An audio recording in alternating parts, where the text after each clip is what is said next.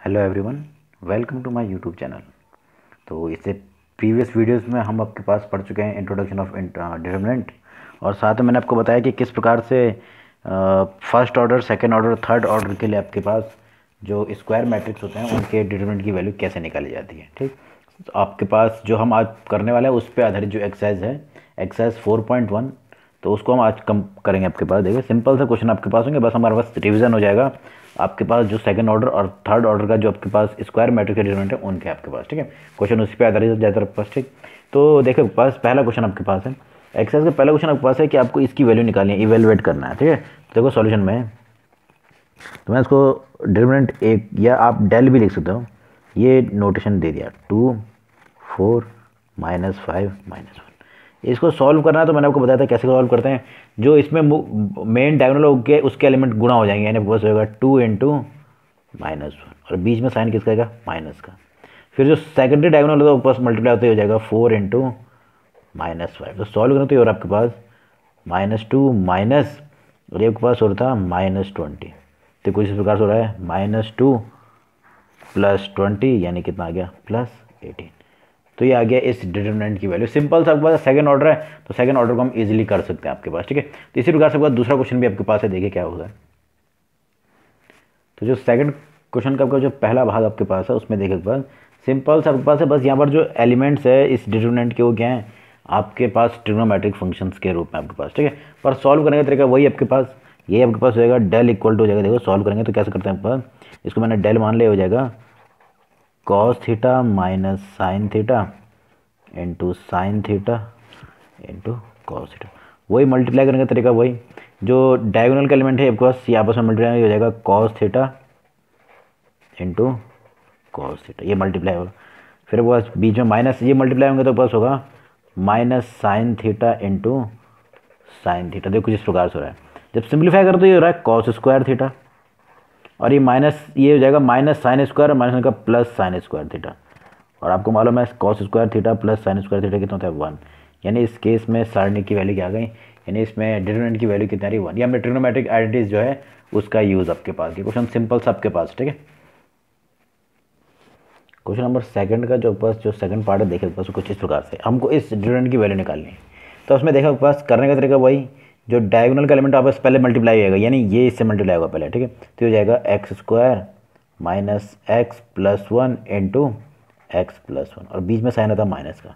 अब करते जो सेकेंडरी डायगोनल उसके एलिमेंट मल्टीप्लाई होंगे तो हो जाएगा x + 1 और x - 1। ये कुछ इस प्रकार से आपके पास प्राप्त हो रहा है। ठीक है, इसके बाद क्या करेंगे, मल्टीप्लाई करेंगे। मल्टीप्लाई कैसे करते हैं आपको मालूम है, मल्टीप्लाई क्या होगा, पहले इसके जो दोनों एलिमेंट है उस सबके से मल्टीप्लाई हो जाएंगे। तो बस देखो सबसे पहले वाला भाग होगा, ये जब मल्टीप्लाई होगा तो x से तो हो रहा है x³ minus x² plus x, जब मैंने x से मल्टीप्लाई किया फिर 1 से करेंगे तो आपके पास होएगा x² माइनस x + 1। अब इस तरफ देखें तो ये हो रहा था माइनस a + b और a - b, यानी x² - 1।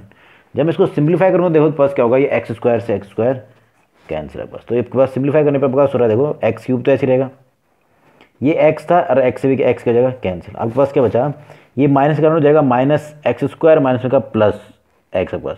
तो ये अब +1 हो रहा था और यहाँ पर -x, तो हो जा रहा है x³ माइनस x², और ये +1 ये है, और यहाँ से +1 मिलेगा तो कितना +2। तो ये आपके पास क्या गया इस डिटरमिनेंट की वैल्यू। सिंपल है आपके पास, ये सेकंड ऑर्डर के लिए आपके पास है। ठीक है, तो सिंपल सा आपके पास क्वेश्चन आपके पास है, आप इजीली एक्सरसाइज के क्वेश्चन बाकी जो आपके पास है उसको मैं आपको बता रहा हूँ आगे, पर क्वेश्चन में आपके पास ऐसा कुछ नहीं आपके पास जो आप कर नहीं सकते हो। सिंपल से आपके पास है, आपके पास आना चाहिए सेकंड ऑर्डर जो आपके पास डिटरमिनेंट है उसकी, और थर्ड ऑर्डर के लिए कैसे कैलकुलेट किया जाए। ठीक है, तो अगला जो क्वेश्चन है वो आपके पास काफ़ी इंपॉर्टेंट है, और उसके आधार पर मैं आपके पास है ना एक थ्योरम भी आपको बताने वाला आपके पास। देखिए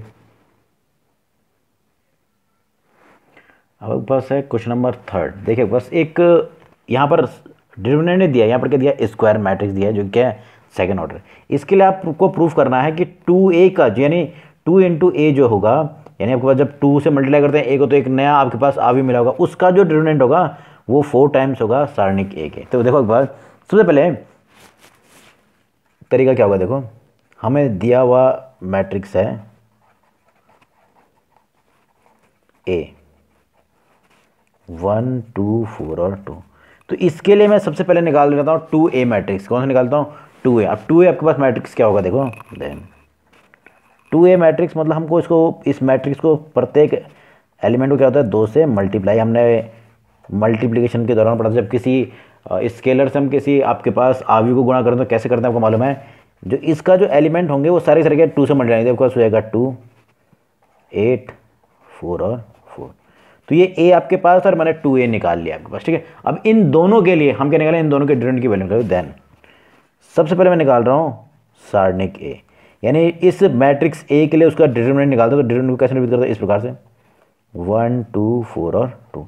और इसका सॉल्यूशन कैसे, इसको हल कैसे करते हैं, या इस सारणिक की या डिटरमिनेंट की वैल्यू निकालते कैसे आपको मालूम है।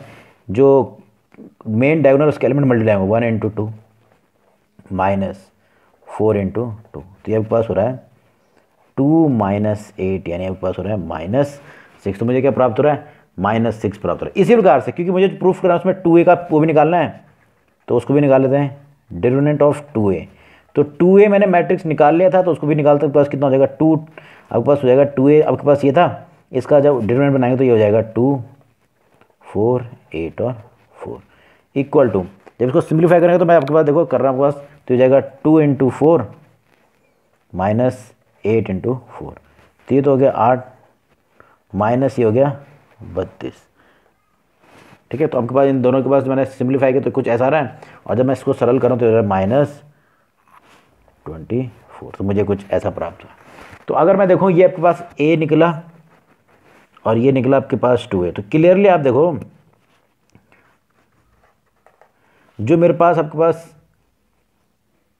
डिटरमिनेंट A है उसको अगर मैं 4 टाइम्स निकालूँ तो यानी 4 टाइम्स ऑफ -6 यानी -24, और ये कुछ और नहीं आपके पास क्या है 2 टाइम्स ऑफ A का सारणिक के बराबर हुआ, ठीक है। यानी आपके पास 4 डिटरमिनेंट A इक्वल टू जाएगा 2 टाइम्स ऑफ A, इस प्रकार से आपके पास होता है, ठीक है।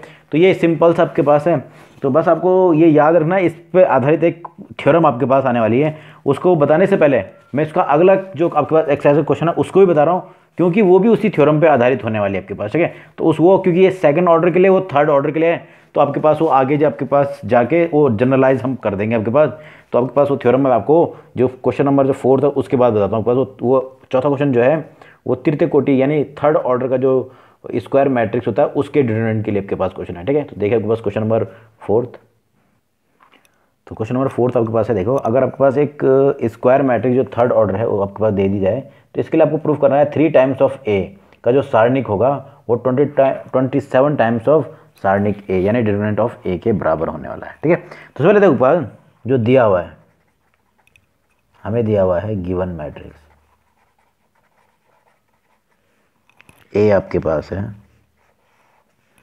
1 0 0 0 1 0 1 2 और 4, ये इस प्रकार से आपके पास है, ठीक है। मैट्रिक्स A आपके पास है, ठीक।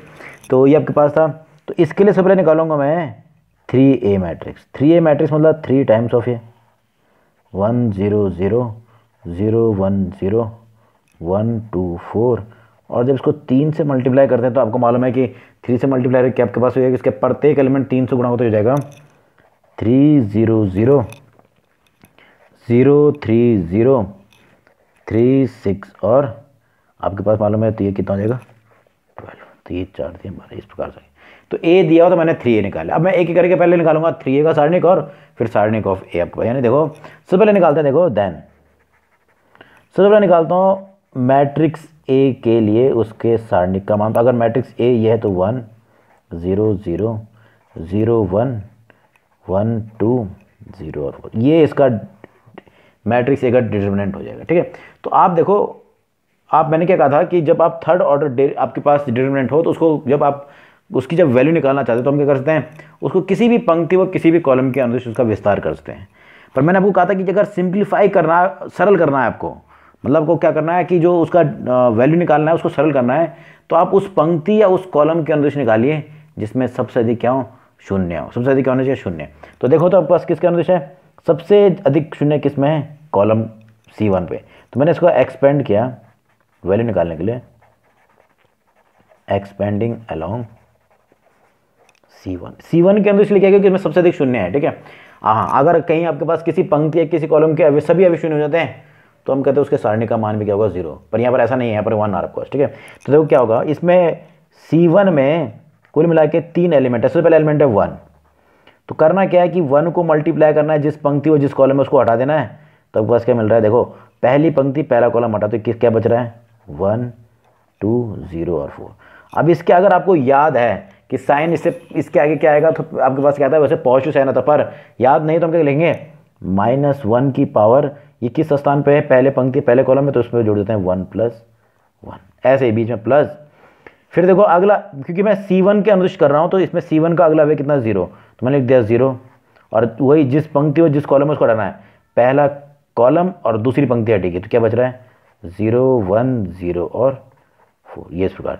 अब ये इसके आगे से नेगेटिव आएगा, पॉजिटिव, उसके लिए क्या करेंगे -1 की पावर में, ये किस स्थान पे था, दूसरी पंक्ति पर है, और पहले कॉलम में तो कितना हो जाएगा, दूसरी पंक्ति और पहला कॉलम 2 + 1, इस प्रकार ठीक। ऐसे ही लास्ट जो था एलिमेंट इसका वो है 0, ऐसे ही वो जिस पंक्ति और जिस कॉलम में उसको हटा देंगे, तो कॉलम तो पहला ही, पर पंक्ति कौन सी, तीसरी हट जाएगी, तो हो जाएगा 0 1 1 और 2। अब ये जिस स्थान पर उसके आधार पर इसका चिन्ह आएगा, तो देखो क्योंकि ये है 3 1 पर, यानी तीसरी पंक्ति और पहले कॉलम में, तो इसके ऊपर जुड़ेगा 3 + 1।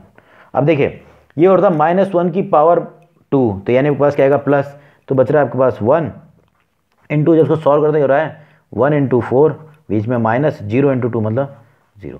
अब देखो होना क्या है, ये माइनस के इसने तो अंदर नेगेटिव पर 0 से मल्टीप्लाई होगा ना जब ये, तो इसके सारे जो आप इसको अंदर कैलकुलेट भी करोगे, तो क्योंकि 0 से मल्टीप्लाई है तो पूरा का पूरा क्या हो जाएगा 0, और ऐसे ही कुछ क्या होगा इस भाग में भी +0। इसलिए कहा जाता है जिस पंक्ति या जिस कॉलम में सबसे अधिक शून्य है उसके अंदर क्या करना होता है, विस्तार करना होता है। तो अगर मैं सिंप्लीफाई करूँ, देखो 4 - 0 4 × 1 कितना हो गया 4, तो मुझे क्या मिल गया, डिटर्मिनेंट ऑफ A का मान मिल गया, ठीक है। तो डिटर्मिनेंट ऑफ A मुझे मिल गया।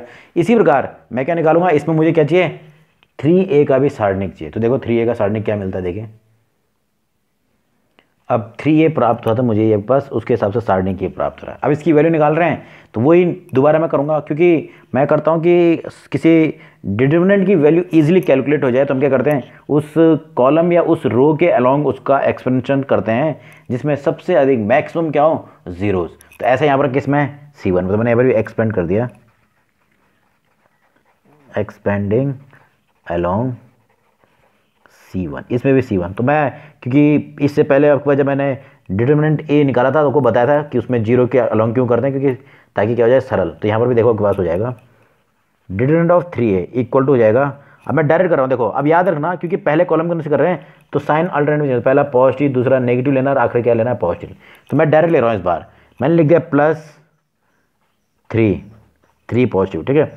अब पहला, अब क्योंकि C1 का पहला वे 3 है तो उसको प्लस में लेना है, ठीक है, +3 आ गया, ठीक। अब जिस पंक्ति और जिस कॉलम में उसको छोड़ देना है, पहली पंक्ति पहला कॉलम हटेगा तो हो जाएगा 3 6 0 और 12। फिर अगला लेना था माइनस, तो -0 हो जाएगा, क्या हो जाएगा -0। अब जिस पंक्ति जिस कॉलम में उसको भी हटाएंगे तो 0, ये हटेगा, पहली कॉलम हट रहा है पर दूसरी पंक्ति हट रही है इस बार, तो जाएगा 0 3 0 और 12। ऐसे ही लास्ट वाला 0 था उसका आगे भी क्या आएगा +0, तो ये हो जाएगा वैसे आपके पास वही तीसरी पंक्ति और पहला कॉलम हटेगा तो हो जाएगा 0 3 3 और 6।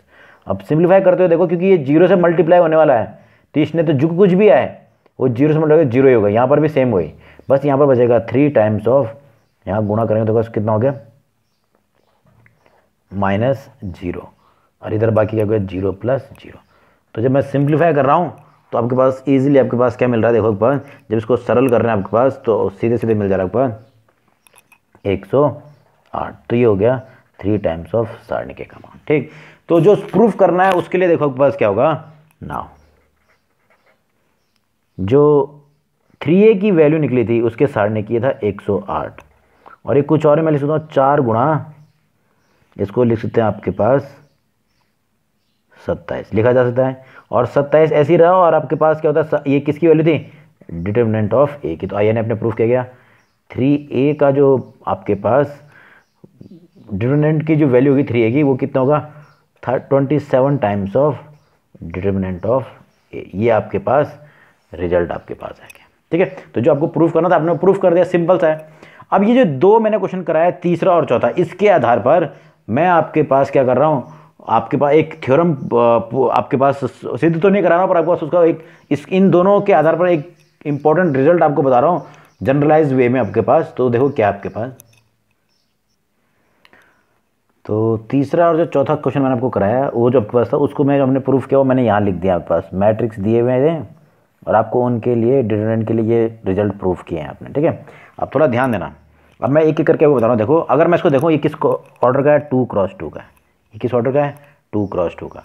तो जब मैंने ये 2x2 का मतलब ये आपके पास ये सेकंड ऑर्डर का क्या है आपके पास स्क्वायर मैट्रिक्स, और इसकी बात करो 3x3 का मतलब ये थर्ड ऑर्डर का क्या है स्क्वायर मैट्रिक्स, ये दोनों के दोनों आपके पास, ठीक है। ये सेकंड ऑर्डर का, ये थर्ड ऑर्डर का, ठीक। अब जरा ध्यान दो, इसको मैंने गुणा किया था जब 2 से, याद रखना 2a मैंने मल्टीप्लाई किया तो एक नया मैट्रिक्स मिला, b मैंने कहा दिया भाई, मैंने आपको a मैट्रिक्स को अगर 2 से मल्टीप्लाई किया तो एक नया मैट्रिक्स मिलता है b, यानी b का जो आपके पास जो डिटरमिनेंट है वो इक्वल टू क्या प्रूफ आपके पास 4 टाइम्स ऑफ डिटरमिनेंट ऑफ। इसी प्रकार से जो 3b है इसको भी जब मैंने मल्टीप्लाई किया होगा 3 से तो मुझे क्या प्राप्त हुआ होगा, मुझे प्राप्त हुआ होगा एक नया मैट्रिक्स b जिसका डिटरमिनेंट क्या होगा 27 times of determinant of a। ये इस प्रकार से आपको मैंने उस रिजल्ट को थोड़ा सा सिंप्लीफाई करते हुए मैंने 2a को एक नया, या जब मैं किसी मैट्रिक्स a हमको दिया हुआ है स्क्वायर मैट्रिक्स, उसको हम 2 से गुणा करें, 3 से गुणा करें, 4 से गुणा करें, जितने भी गुणा करें, तो आपके पास एक नया मैट्रिक्स मिल रहा था b, जो कि आपने प्रूफ किया है कि इस केस में तो हो रहा है 4 टाइम्स ऑफ डिटरमिनेंट a और इस केस में हो रहा था 27 टाइम्स ऑफ डिटरमिनेंट। अलग अलग वैल्यू से आपने मल्टीप्लाई किया, ठीक है।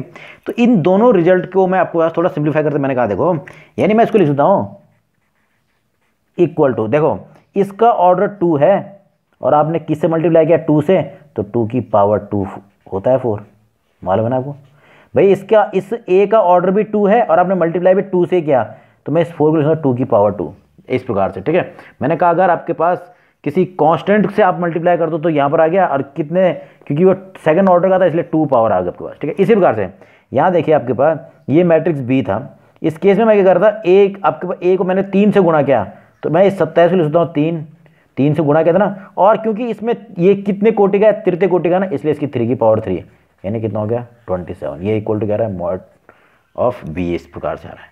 तो इन दोनों रिजल्टों में देखा मैंने आपके पास, मैं जिस नंबर से गुणा कर रहा हूँ, मैं मान लो कि नंबर पहले वाले केस में क्या था 2 और दूसरे वाले केस में क्या है 3, तो जब मैं अगर किसी नंबर से मल्टीप्लाई करता हूं तो जो रिजल्ट होगा उसमें क्या हो जाएगा, उस k की ऊपर में क्या हो जाएगा, k की पावर आ जाएगी जितनी इसके इस मैट्रिक्स का ऑर्डर था इनटू सारणिक a के बराबर।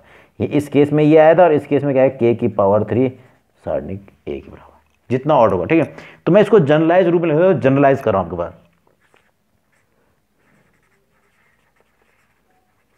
जनरलाइज्ड फॉर्म क्या हो जाएगी। अब थोड़ा इसको जरा ध्यान देना, अब मैं इसको व्यापक रूप में लिख रहा हूँ। अभी तो 2 क्वेश्चनों के लिए था, ऐसे अगर आपके पास कहीं और भी आता है एज ए कंपटीशन लेवल में आपको क्वेश्चन आता है तो इसका यूज़ करके डायरेक्ट कर सकते। देखो मान लो कि अगर मैंने कहा आपके पास if a and b are n ordered square matrix. अब थोड़ा ध्यान देना है कि a और b दोनों क्या है, n कोटि के क्या है, वर्ग अवयव है, क्या है, n कोटि के वर्ग अवयव। इस प्रकार से कि मैं आपके पास a जो है उसको कैसे प्राप्त कर सकता हूं, मैं जब b को k से गुणा कर रहा हूं, जब मैं b को क्या कर रहा हूं k से गुणा कर रहा हूं तो मुझे a प्राप्त हुआ है। जैसे इसमें ठीक उल्टा हो रहा है, मैंने यहाँ a भी उल्टा लिखा है, ठीक है। यहाँ आपके पास क्या है कि आपके पास जब मैं a से गुणा कर रहा हूं तो मुझे b प्राप्त हो रहा है, मैं ऐसे लिख रहा हूं, जबकि मैंने यहाँ क्या कह दिया कि a बराबर क्या है k टाइम्स ऑफ b। तो उस टाइम पर देन जो सारणिक a होगा वो आपके पास कुछ और नहीं, क्या होगा, k की पावर n इंटू सारणिक ऑफ b। तो ये आपके पास आता है रिजल्ट। अब इसको मैं यहाँ पर बता रखा है आपके पास, देखो इस केस में कौन था, पहले वाले केस में कौन था, देखो पहले वाले केस में था b बराबर आपके पास 2 टाइम्स ऑफ a, ये बताया था आपके पास, ये b बराबर 2a लिया था। तो इसलिए आपके पास जो सारणिक ऑफ b होगा वो 2 की पावर 2 हुआ है, क्योंकि इसका ऑर्डर कितना है, ऑर्डर क्या है n का ना। तो ये इस प्रकार से आपके पास है। तो ये बहुत इंपॉर्टेंट रिजल्ट है, ये कई बार आपके पास अगर एक नंबर में क्वेश्चन आता है डायरेक्ट इस रिजल्ट का यूज़ कर सकते हैं। जो आपके पास तीसरा और चौथा क्वेश्चन आपके पास बताया वो इसी रिजल्ट पर आधारित है।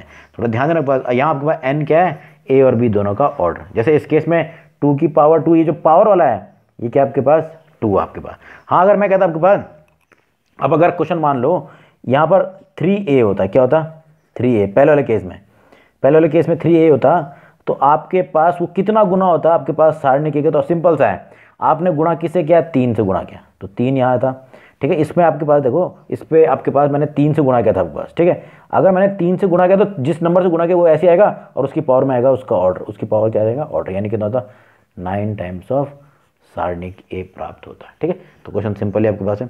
इसके बाद आपका जो 5वां और 6वां सिंपल सा है, और 7वां और 8वां मैं आपको बता रहा हूँ आपके पास, ठीक है। एक्सरसाइज है क्वेश्चन आपके पास। अब आपके पास है क्वेश्चन नंबर 7वां। तो क्वेश्चन नंबर 7वें में आपके पास सिंपल सा क्वेश्चन है, दो सारणिक समान दिए हुए हैं, दो सारणिक क्या है, समान दिए हुए हैं, और आपको निकालना है एक्स की वैल्यू निकालनी है, इसके दो पार्ट्स आपके पास हैं, ठीक।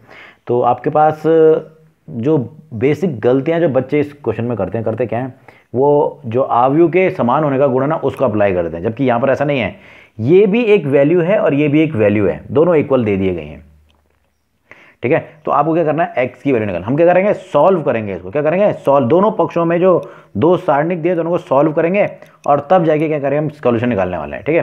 तो देखो ऐसा क्वेश्चन आपके पास आव्यूह केस में होता है ना, तो यहाँ पर आपके पास ये आव्यूह बना होता है, तो हम क्या करते हैं, अब भाई आव्यूह तो सॉल्व होते नहीं है, तो हम क्या करते हैं, उनको संगत अवयवों को समान लेते हुए करते हैं आपके पास, ठीक है। पर यहाँ पर सारणिक है तो सारणिक सॉल्व होगा, और सॉल्व करना आपको आता है, देखो सॉल्व कैसे होगा, ये सॉल्व करना आपको आता है, डायगोनल का एलिमेंट यानी 2 × 1 -4 × 5, ये इस पक्ष में, और इस पक्ष में जब गुणा होगा तो ये हो जाएगा 2x × x -6 × 4। ध्यान देना है कि बीच में माइनस जरूर आता है, ठीक है। हाँ, अगर कोई यहाँ पर क्वांटिटी नेगेटिव है तो अपना भी पॉजिटिव है, तो ये तो गुणा होकर जा रहा है 2 - 20 = 2x² - 24, ये इस प्रकार से रहा है। जब मैं सिंप्लीफाई कर रहा हूँ तो ये हो जा रहा था माइनस, देखो आपके पास यहाँ -18 = 2x² - 24, -24 उधर जाएगा तो आपके पास पॉजिटिव हो जाएगा, आपके पास हो जाएगा 2x² = 18 + 24, प्लस में आ रहा है 24, तो उधर जाके आपके पास अपने आप ही क्या हो जाएगा, आपके पास सिंपल से प्लस में आ गए थे, तो इधर आपके पास हो जाएगा 6, तो यानी x² = 3।